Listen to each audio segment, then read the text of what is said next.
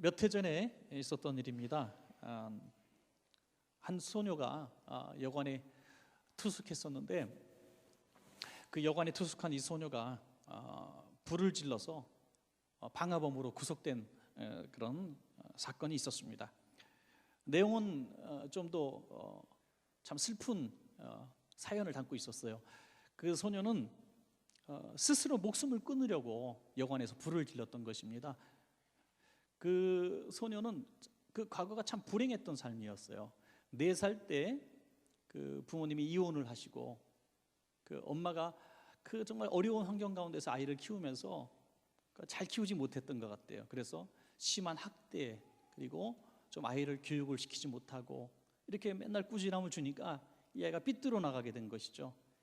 그래서 살면서 너무나 고달픈 생활 가운데서 어린아이가 여러 번 자해를 하고 자살을 시도하기도 합니다. 그러다가 결국 집을 가출하게 되었고, 가출해서 이제 살 소망을 잃어버린 그 소녀는 이제 한 여관을 택해서 그 여관에 들어가서 불을 지르고 같이 죽으려고 했던 것이죠. 그런데 문제는 여관에 불이 붙어서 여관은 막 타버렸는데 자신은 정작 온몸에 전신에 화상을 입었지만 목숨을 건진 거예요. 참 기가 막힌 환경이 되었죠. 방화범으로 이제 구속이 돼서 재판을 받고 소년원에 들어가게 되었는데, 누가 이 소녀를 치료할 수도 없는 거예요. 온몸에 화상을 치료하는데 비용이 5천만 원 정도 나와요. 누가 그 소녀를 치료해 주겠습니까? 또 이제 이 소녀는 반드시 또 자살을 시도하게 되겠죠. 이 사연을 들은 우리 교회 우리 이중명 집사님이 이 사연을 들었어요. 그래서 찾아갔습니다. 이 소녀를 찾아가셔서 5천만 원 되는 이 수술비를 지원해 주셨습니다. 그리고 이 소녀에게 이런 얘기를 하셨어요. 신문에 기사된 내용을 제가 읽는 거예요. 우선 수술이라고 하는 넘기 힘든 고비를 잘 이겨내거라. 그 다음에는 다시 인생을 포기하는 일을 하지 말고 꿈을 가지기를 바란다. 그리고 내가 출소하면 내가 생활할 수 있는 숙소, 음식을 내가 주고 우리 회사에도 너를 취직시켜 줄게 라고 약속해 주셨어요. 그리고 그 약속을 지키셨습니다. 사람이 꿈이 없다고 하는 것은 참으로 절망적인 일이죠. 그 소녀에게 무슨 꿈이 있었겠습니까? 절망이죠. 그런데 절망적인 상황 속에서도 꿈이 생겼다면 희망이 있는 거죠. 누군가 여러분에게, 절망적인 상황에 있는 여러분에게 꿈을 주는 이야기가 무엇입니까? 꿈을 줄 수 있는, 실현시킬 수 있는 능력 있는 사람이 꿈을 줄 때 효험이 있는 것이지, 그냥 힘내요, 잘 될 거예요 하는 것이 무슨 우리에게 힘이 되겠습니까? 우리 그 소녀도 꿈을 갖기 시작하고 또 건강하게 퇴원을 하고 또 수술을 받고 출소할 수 있었던 이유는 꿈을 실현시켜 줄 수 있는 분의 약속이 있었기 때문이죠. 여러분, 하나님은 어떠한 절망적인 상황 가운데서도 꿈을 주실 수 있는 분이고 꿈을 이루어 주실 수 있는 능력자이신 것을 믿으시기 바랍니다. 그 하나님이 저와 여러분이 믿고 있는 하나님이십니다. 여러분, 오늘 어떤 절망적인 상황 가운데 있다 할지라도 꿈이라고 하는 정말 동화 속의 이야기 같은 그런 환상이 우리 가운데 없다 할지라도 우리는 하나님을 섬기고 하나님을 믿기 때문에 그 하나님께서 우리 삶을 이루어 가실 줄로 우리가 믿으시기 바랍니다. 오늘 본문은 지금으로부터 2600여 년 전에 너무나 절망적인 상황 가운데 있었던 에스겔이라고 하는 사람에게 보여주시는 환상이었습니다. 에스겔은 완전히 패망한 이스라엘, 더구나 포로로 끌려간 백성이었습니다. 이 바벨론의 포로로 끌려가서 희망 없이 살고 있었는데 그의 아내도 설상가상으로 죽음을 당합니다. 무슨 희망이 있겠습니까? 돌아갈 나라도 없고 포로로 온 국민이 끌려왔습니다. 절망입니다. 그 절망적인 환경 가운데서 에스겔은 부름을 받고 하나님이 보여주시는 환상을 보게 되었는데, 어느 날 예루살렘의 성전을 보여주시는 것입니다. 고국에 얼마나 그리웠던 성전이겠어요? 그 성전에 가보니까 문지방에서 물이 흘러내려오는데, 간단히 말씀드리면 그 물이 점점점 불어나면서 그 물줄기 좌우편에 나무들이 쓰게 되었고 풍성한 열매들이 맺히게 되고 메말랐던 강바닥이 다시 물로 채워지면서 각종 물고기들이 팔딱팔딱 뛰는 역사가 일어나고 물고기가 없어서 집을 다 버리고 고향을 떠났던 어부들이 다시 돌아와서 그 물고기를 잡으며 행복한 미소를 짓고 있는 그 모습, 그리고 풍성한 나무에서는 실과들이 맺혀지고 그 잎사귀들은 약재료가 되어서 어떠한 질병이든지 고침받는 특효약들이 거기서 만들어졌다고 하는 것입니다. 그리고 결국에는 이 바다가 이 바다를 이뤄서 이 성경에는 바다라고 나와 있었던 이 사해바다, 사해바다는 사실 엄밀한 의미에서 바다는 아니죠. 출구가 없기 때문에 이것은 호수지만 이제 염분이 많아서 어떠한 물고기도 살 수 없는 죽음의 강입니다. 호수입니다. 이곳에 이 성전으로부터 나온 이 생명수가 흘러 들어가니까 이 바다가 되살아났다는 거죠. 거기서 물고기들이 되살아나고 죽음의 이 호수가 생기 있는 바다로 바뀌어졌다는 것입니다. 여러분, 이게 너무나 장엄하고 놀라운 환상을 본 것이죠. 물론 환상입니다. 있을 수 없는 일이죠. 어떻게 성전 문지방에서 물이 흐를 것이며 그것이 어떻게 바다까지 살리는 효험이 있겠습니까? 이 환상의 의미는 완전히 깨어지고 망해서 절망적인 소생 가능성이 없는 이스라엘 나라의 회복을 보여주고 있으며 궁극적으로는 주님의 재림의 날을 예고하고 있는 것입니다. 그리고 이 환상대로 결국 얼마 되지 않았어 이 바벨론은 완전히 망하게 되었고 이스라엘은 고국으로 돌아가는 실제의 환상대로의 역사가 일어나게 됐던 것입니다. 저는 오늘 말씀을 증거하면서 저와 여러분들에게도 동일한 이 환상이 보여지기를 주의 이름으로 간절히 축복하는 것입니다. 여러분, 우리가 아무리 절망적인 환경, 다 죽은 것 같고 강바닥에 드러났고 도무지 소생 가능성이 없는 사해 바다와 같다 할지라도 우리의 심령 가운데, 우리의 생활 가운데에 오늘 보여주시는 생명수가 우리 가운데 흐르게 된다면 우리도 다시 회복되어지고 소생할 수 있다는 것입니다. 여러분, 이 은혜의 강물, 이 생명수 강물이 오늘 저와 여러분에게 풍성하게 적셔지는 오늘 이 말씀부터 시작해서 여러분의 삶 가운데 이어지기를 간절히 축복합니다. 이 생명수의 효과는 저는 이렇게 보고 있습니다. 회복과 축복이다. 회복과 축복.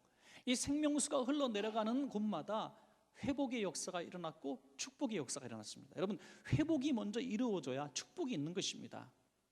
회복이 뭡니까? 전의 것들을 다시 찾는 거예요.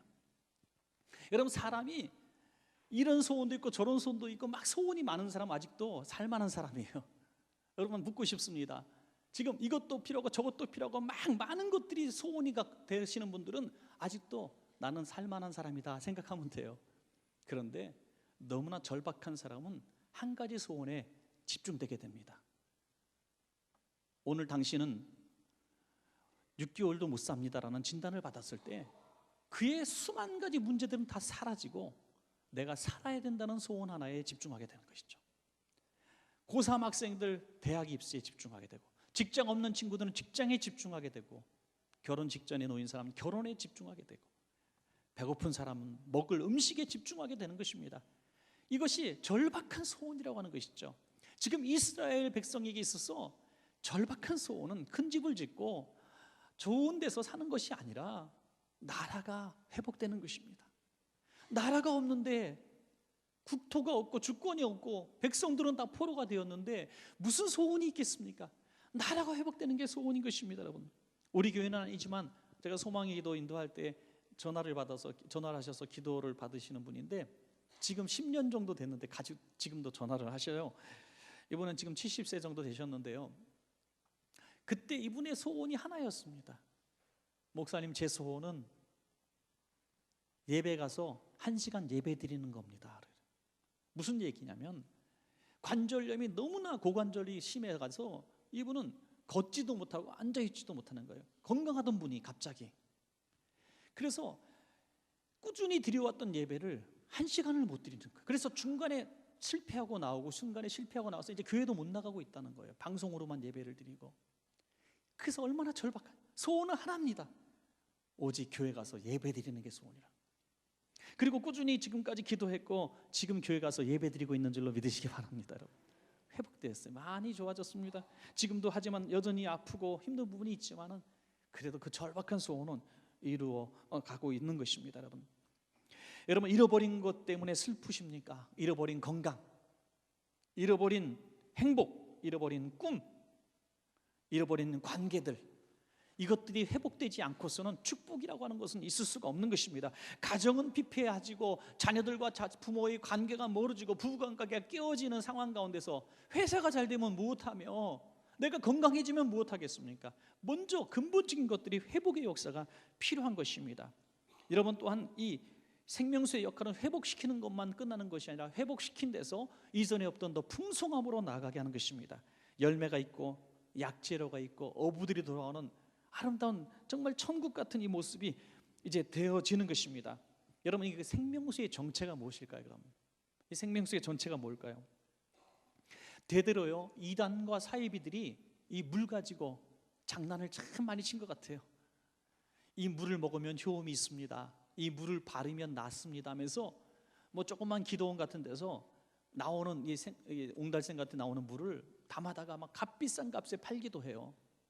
여러분, 일단 이 물 가지고 장난치는 이상한 데 있으면요, 그냥 가지 마세요. 여러분, 그냥 슈퍼 가면요, 그 500원짜리 생수 있거든요. 그게 훨씬 깨끗하고요, 그게 훨씬 더 위생적입니다. 예. 그거 뭐 지저분한 물 같고 그거 먹으면 낫는다고, 이거 다 이단과 사이비 하는 짓들이에요. 옳지 않습니다. 그럼 이 생명수 샘물의 정체는 뭘까요? 이건 뭘까요? 많은 성경 주석학자들이 얘기하는 것에 저는 동의를 합니다. 첫째는 예수님의 보혈의 능력인 줄로 믿습니다. 두 번째는 성령의 충만함인 것입니다. 성령의 충만함. 여러분, 오늘 이스라엘 백성이 나라가 깨어지고 포로로 잡혀가게 된 원인이 무엇인가 하는 것이죠.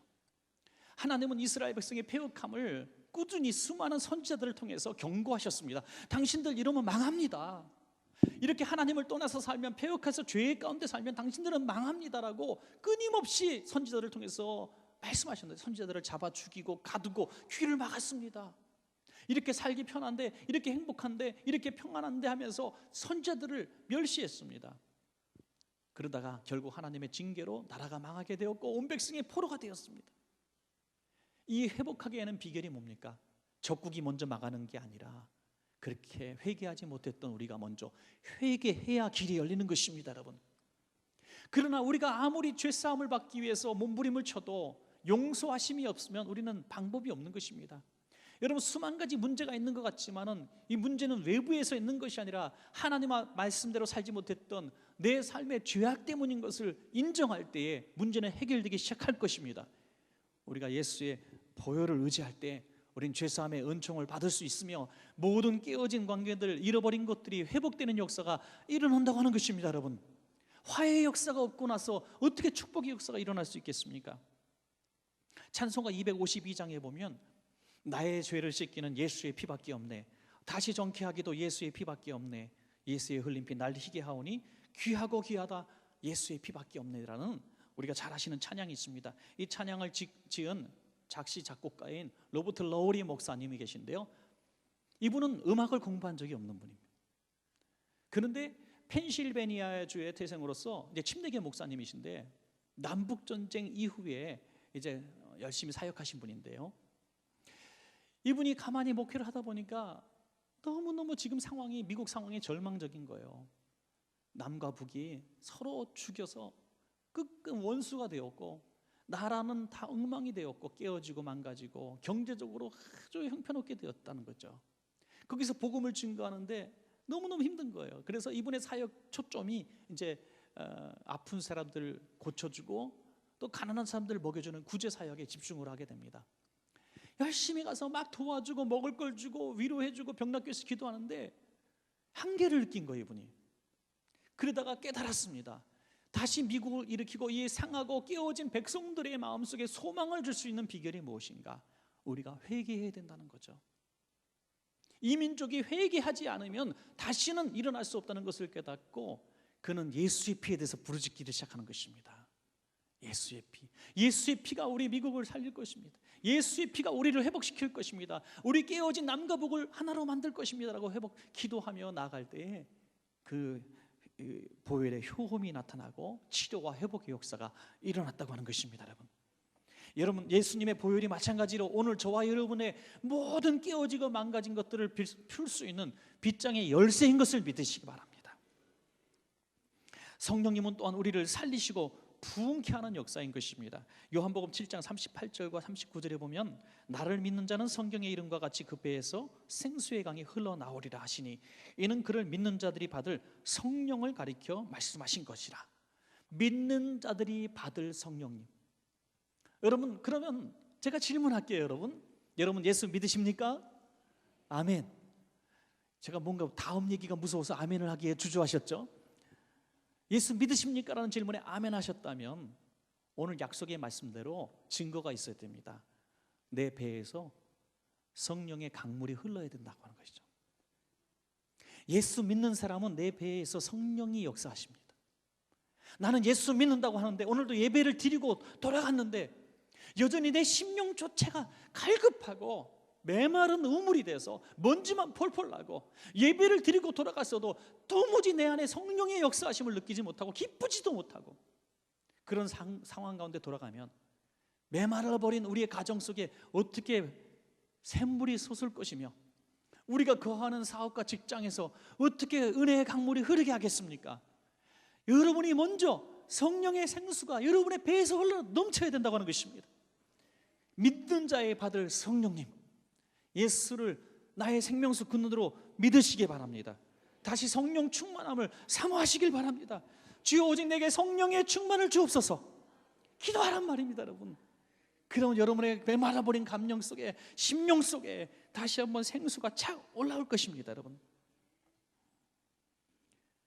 마지막으로 생각할 것은 이렇게 귀한 성령의 생명수, 보혈의 생명수를 누릴 수 있는 비결이 무엇인가 하는 것을 우리가 먼저 생각해 봐야 됩니다.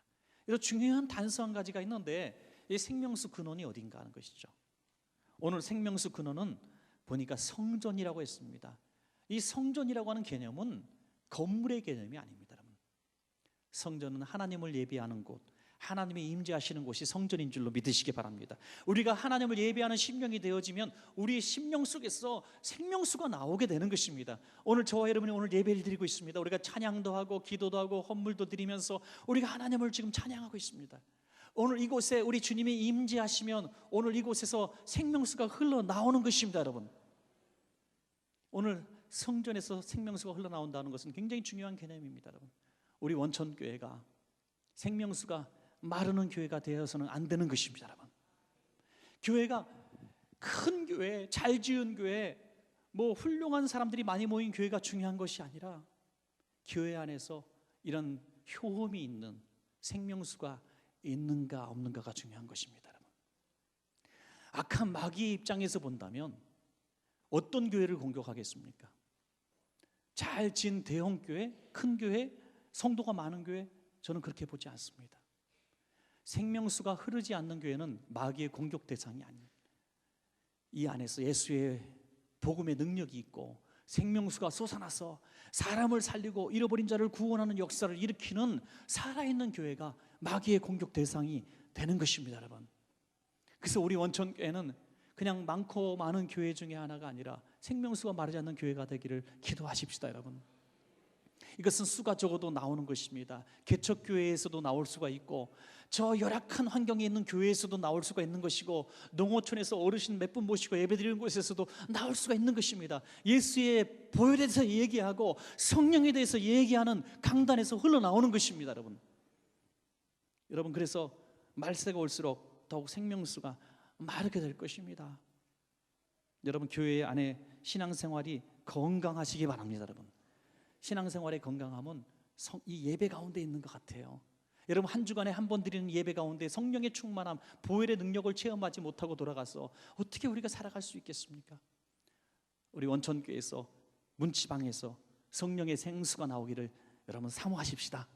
우리 나오는 줄로 믿습니다. 여러분, 강단 밑에서 지금 나오고 있는데 보시는 분은 좀 보시는지 모르겠는데 하여튼 옆에 있는 분들에게 인사하십시다. 마음 착한 사람만 보입니다.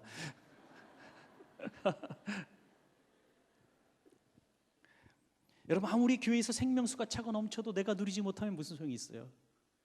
그 옆에 있는 성도님들은 내가 성령 받았다고, 내가 예수님의 보혈로 은혜 받았고 죄사함 은총 받았다고 막 기뻐하고 내가 이제 살 소망을 가졌습니다 라고 얘기해도 내 안에 그런 체험이 없으면 무슨 소용이 있겠습니까? 오늘 에스겔이 환상 중에 본 이 물은 참 특이한 것은 1,000척, 다시 말해서 약 500m인데요. 500m를 잴 때마다 계속 물의 수심이 깊어지는 것을 보게 됩니다. 그것은 점점 더 물의 양이 많아지고 은혜의 깊이가 더해가는 것입니다.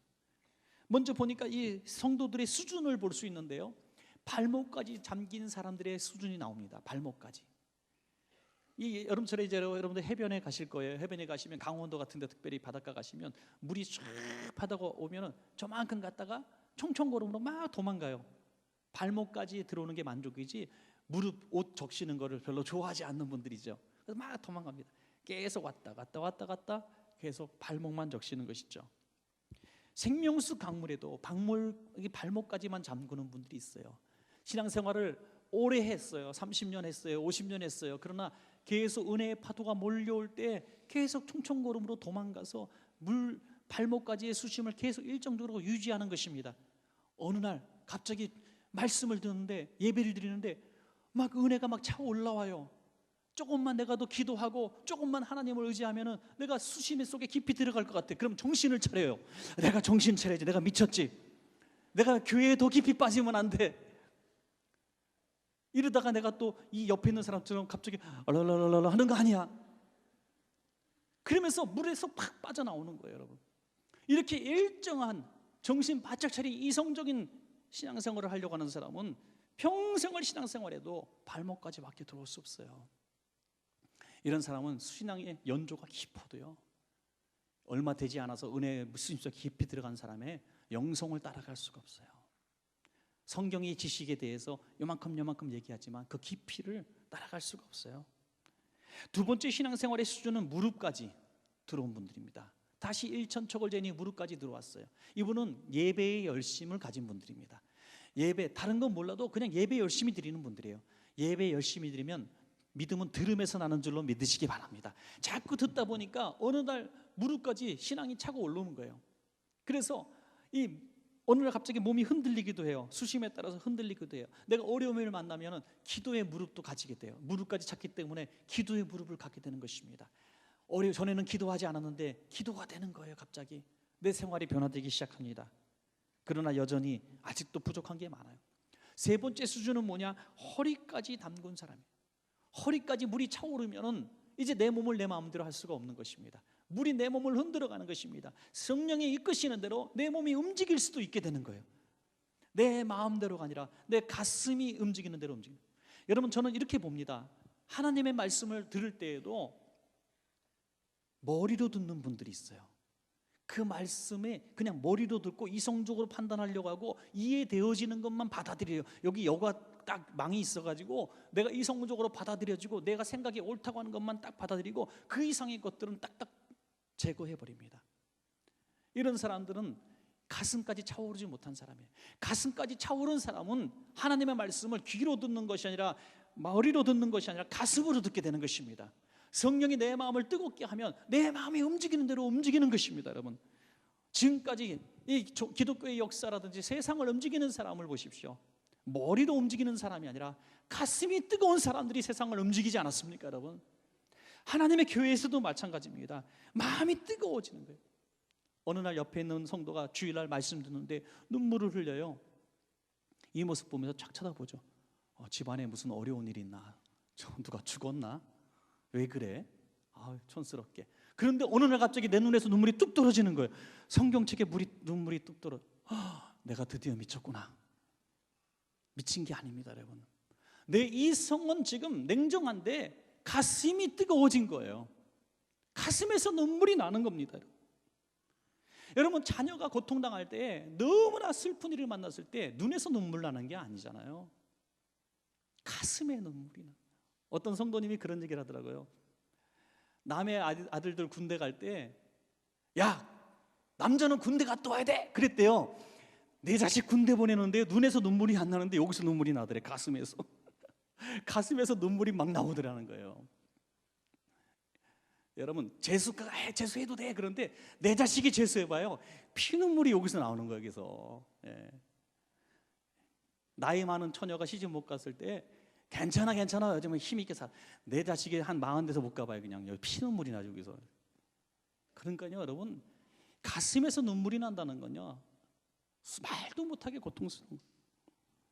여러분 예배 중에 허리까지 가슴까지 차오르는 성령의 은혜에 흠뻑 적시면 내 삶을 성령이 인도하시는 삶의 수준으로 가게 되는 것입니다.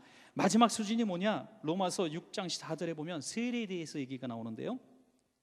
그러므로 우리가 그의 죽으심과 합하여 세례를 받음으로 그와 함께 장사되었나니 이는 아버지의 영광으로 말미암아 그리스도를 죽은 자 가운데서 살리심과 같이 우리도 또한 새 생명 가운데서 행하게 하려 함이라. 온몸이 잠겨진 수준을 얘기하고 있습니다. 나는 죽고 예수로 다시 살아난 것입니다. 여러분, 예수 안에 완전히 변화된 사람의 수준이 무엇이냐? 예수님 몰랐을 때에 모든 좋았던 것들의 기준이 바뀌는 겁니다. 인생의 가치관이 바뀌는 거예요. 전에는 세상 재물이 좋았는데 이제 재물이 별로 안 좋아요. 세상 쾌락이 너무너무 좋았어요. 중독이 되었었습니다. 그것이 별로 안 좋은 거예요. 전에는 갖고 싶었고 누리고 싶었던 것들이 별로 귀하지 않은 거예요. 저는 내 인생의 소원이 뭐냐 누가 물어보면 그림 같은 집을 짓고, 남진 복음성가 가수가 얘기한 것처럼 저 푸른 초원에 그림 같은 집을 짓고 사랑하는 그님과 행복하게 살고 슈퍼카 2세대 갖고 있고 내 자가용 비행기 타고 있으면 최고로 행복할 거다라고 생각했는데 이제 예수 안에 온전히 죽고 새로 거듭나니까 그게 별로 중요한 것이 아니에요. 왜 사는가? 내가 왜 살아야 하는가? 눈물 흘리는 가난한 사람들이 보여지고 내 손길이 필요한 병든 사람들이 보여지기 시작하는 것입니다. 죽으면 천국과 지옥이 있다는 것이 믿어지기 시작하는 것입니다. 인생을 다시 살게 되는 것이. 그래서 born again이라고 하죠. 우리는 거듭나는 것이 세례인 것입니다. 이런 수준의 은혜를 여러분 누리시기를 주의 이름으로 축원합니다. 그 참된 만족이 어디서 있는가? 에스겔 47장 9절입니다. 이 강물이 이르는 곳마다 번성하는 모든 생물이 살고 또 고기와 심이 많으리니 이 물이 흘러 들어가므로 바닷물이 되살아나겠고 이 강이 이르는 각처의 모든 것이 살 것이며, 어부들이 돌아오는 것입니다. 물고기가 다시 살아나는 것입니다. 예수님의 보혈로 성령의 능력으로 이 땅이 다시 회복되어지고 풍성해지는 것입니다. 여러분, 벌써 10여 년이 지났지만 참 안타까운 일이 있었지 않습니까? 15년 전쯤에 우리 교회 청년 한 명이 예수전도단 단원으로 킹스키즈 어린아이들을 이끌고 몽골로 단기 선교를 갔었는데 그때 사역 중에 급류에 휘말려서 물에 빠져 순교하고 말았습니다. 그때 우리 광진이를 잊지 못하는 분들이 여기 많이 계실 텐데요. 그 광진이가 그 순교한 그 지역의 현지 교회가 몽골 사역자가 이제 사역하고 있는 교회였는데 제가 가서 만나봤는데 그 사역자가 이런 고백을 합니다. 교인이 10명밖에 모이지 않고 교회는 건물도 없고 집에서 예배드렸는데 너무 힘들어가지고 이제 사역을 접으려고 교회 문을 닫으려고 하는 상황 가운데서 우리 킹스키즈 와가지고 광진이가 그곳에서 순교를 한 거예요. 그 교회 앞에서. 그래서 저 먼 대한민국에서 와서 우리나라를 복음화시키기 위해서 와서 선교하다가 죽는 친구도 있는데 내가 어떻게 교회 문을 닫겠는가 해서 다시 용기를 내서 목회를 시작하게 되었고 제가 갔을 때 50명으로 부흥하고 있었습니다. 여러분, 더 놀라운 것은 그 교회가 이 광진이를 잊지 못하고 자기의 선교 비전을 새로 세운 거예요.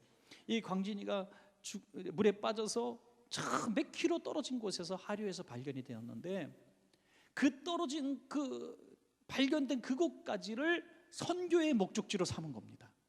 우리 교회에 주신 하나님의 비전이다 해서 그 땅까지 교회의 성도들이 왔다 갔다 하면서 그 마을을 복음화시키고 있는 모습을 보았던 것입니다. 여러분, 그 강물은 이전에 똑같은 어르항다르항이라고 하는 그 강줄기였지만 광진이가 선교를 위해서 목숨을 바친 그 강물이 그곳의 생명수 강물로 변화되었던 것입니다. 여러분, 오늘 대한민국이 이렇게 살게 된 것도 따지고 보면 수많은 선교사들의 피가 강물처럼 대동강과 한강과 이 모든 강들을 적셨기 때문에 대한민국이 생명수 강이 흐르는 나라가 된 것입니다. 여러분, 희생 없이 어떻게 피 흘림이 없이 회복이 있을 수 있고 축복이 있을 수가 있겠습니까?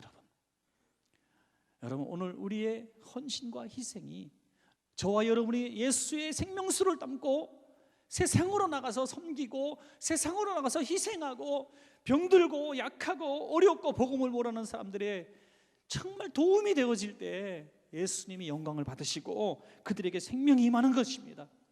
옥상에 올라가서 한번 이 지역을 살펴보십시오. 이 사방을 둘러보십시오.